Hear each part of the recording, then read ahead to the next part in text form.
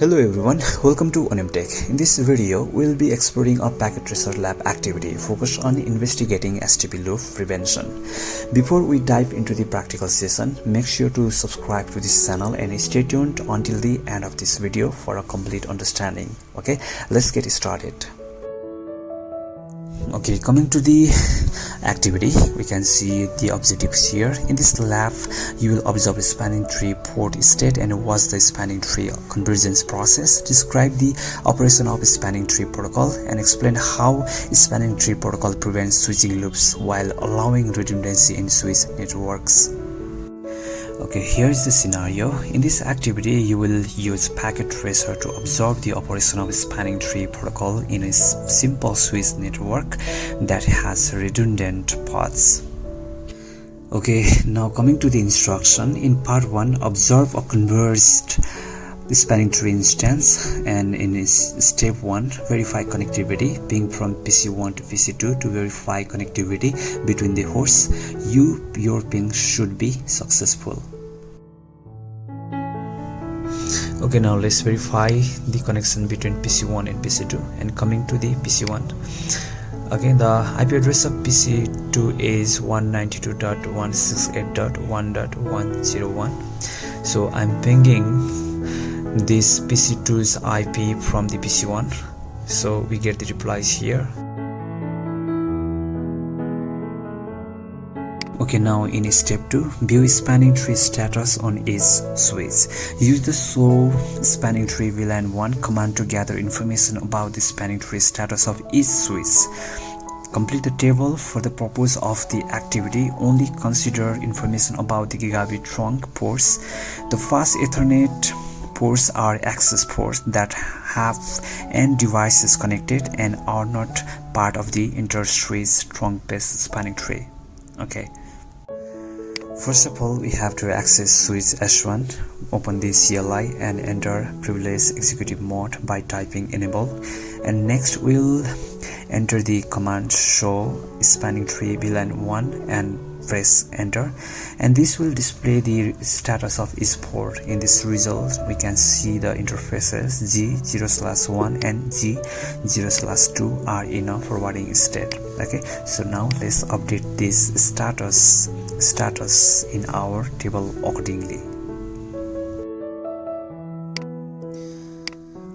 Okay, S1 G0/1 interface is in forwarding state, and also G0/2 is in forwarding state, and the switch S1 is not switch 1 or S1 is not root bridge, that's why no here. Okay, now coming to the S2. Okay, we have to type enable, then show spanning tree VLAN 1. Okay, so enter, and here is the result, and the priority value is here, address, and this bridge is the root, we can see here. So the interface is in the forwarding state, both interface G0/1 and G0/2 is in the forwarding state, so that's why we have to write for FWD here in both interfaces.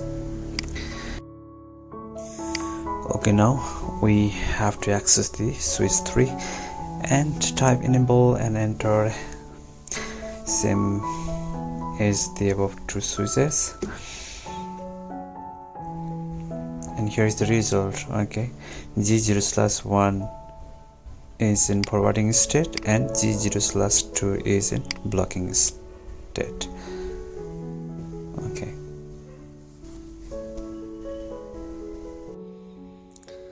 okay, G0/1 is in FWD and G0/2 is in BLK, so no S3 is also no. Now coming to the questions, here are some questions. Okay, packet tracer uses a different length light on one of the connection between the switches. What do you think this link light means. Okay, the orange link light on S3's G0/2 port indicates that the port is in a blocking state due to spanning tree protocol. This is done to prevent network loops by disabling the redundant paths unless needed. Okay, so the second, what path will frames take from PC1 to PC2? Since S3's G0/2 port is in a blocking state, frames from PC1 to PC2 will follow this path. First of all, PC1 goes to S1 and S2 and then PC2. And the third question is, why do the frames not travel through the S3?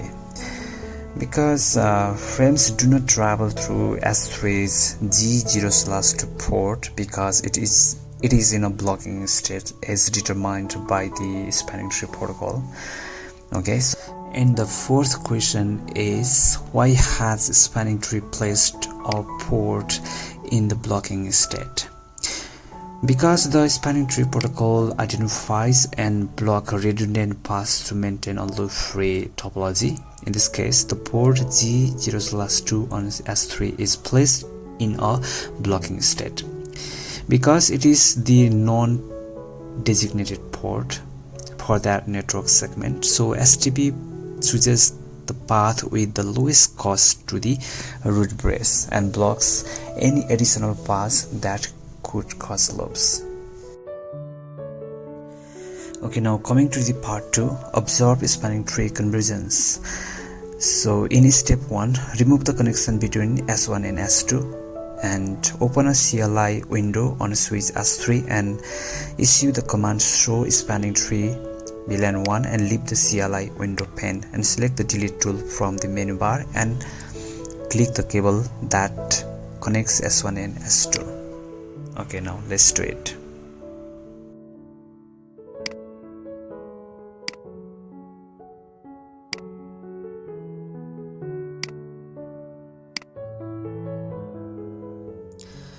Okay, let's check the status.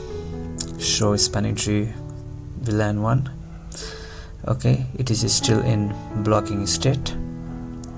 We can see here G0/2 port interface is in blocking state, right? Let's check it again. Show spanning tree protocol. So spanning tree VLAN 1. So it is in listening state now. Yeah, you can see here. Again, let's check it. Yeah, it is learning. It is in learning state now. Finally, it is in forwarding state now. Okay. Yeah, we can see the G0/1 port is green. Now in step 2, observe spanning tree convergence. Quickly return to the CLI prompt on switch S3 and issue the show spanning tree VLAN 1 command and use the up arrow key to recall the show spanning tree VLAN 1 and command and issue it repeatedly until the orange link light on the cable turns green. Observe the status of port G0/2. Okay, I am just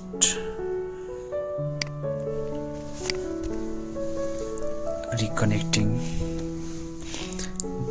the connection between S1 and S2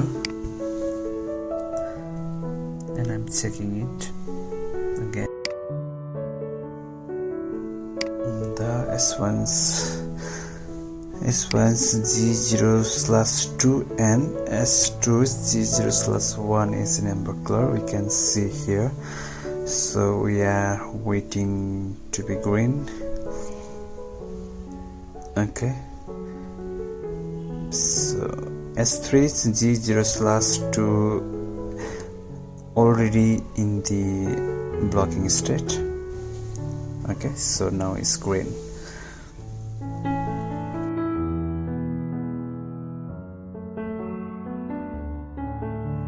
Okay, now So coming to the question, so what do you see happen to the status of the G0/2 port during this process?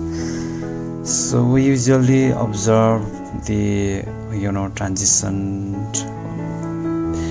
Firstly, the G0/2 was in blocking state, then after listening, then learning state, and finally is in the G0/2 was in the forwarding state, right?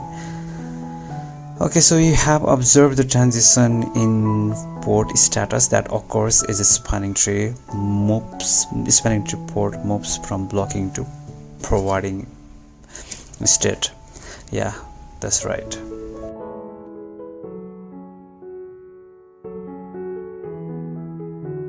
Last, let's verify connectivity by pinging from PC1 to PC2. Your ping should be successful.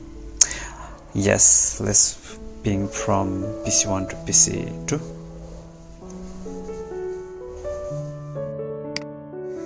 Here we get the replies. Yes, it's successful.